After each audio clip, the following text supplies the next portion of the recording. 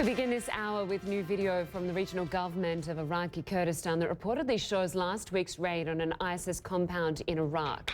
U.S. Special Forces and Kurdish fighters stormed the compound on Thursday in a mission to rescue hostages believed to be in danger of execution.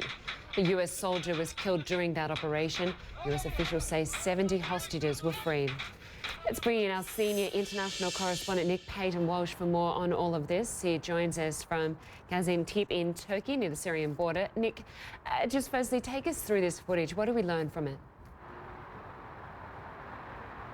Well, it does, from what we can see, and this is an edited piece of footage from the Kurdish government, seemingly shot on the helmet camera of one of the Peshmerga Kurdish Special Forces fighters involved in that raid. It does seem to corroborate the version of events put forward by US officials, that they moved in and rescued 70 prisoners who they had, it said, thought were going to be Kurdish, but turned out to be a mixture of Iraqi soldiers that have been held hostage, prisoners, and also some ISIS fighters, it turns out, too, who ISIS were holding because they thought they were spies for their enemy. Now, you see in the video many of these prisoners emerging in dress that corroborates the idea they could well have been Sunni Arabs. There's later pictures which shows these special forces. You hear one American voice in the background, but you don't see what's definitively American soldiers in this. They are then in an office with an ISIS flag on the wall, so clearly in part of an inner layer of ISIS there in one of the compounds. Then later on too, you see them near some of the jail cells in which these people were presumably held, and of course the lengthy process of having to check each prisoner. 70 of them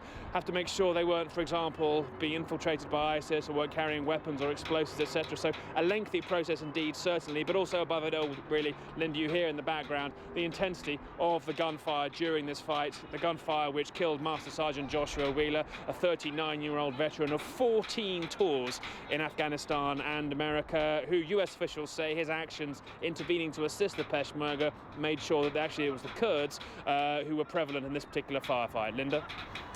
So, Nick, what does this footage suggest about the US involvement in the war, given the fact that officials say the mission in Iraq is to train, advise and assist?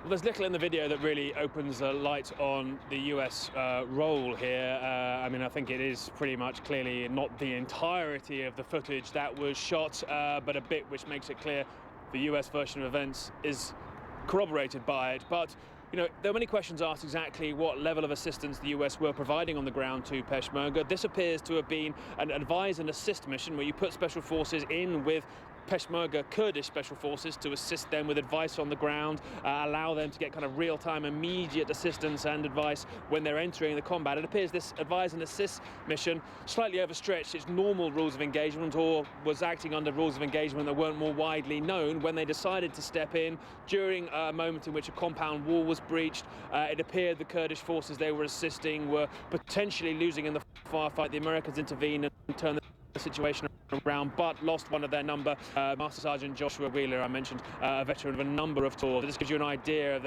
the sheer decade-length involvement the US has had in both what used to be called the war on terror in Iraq and Afghanistan. Lynda?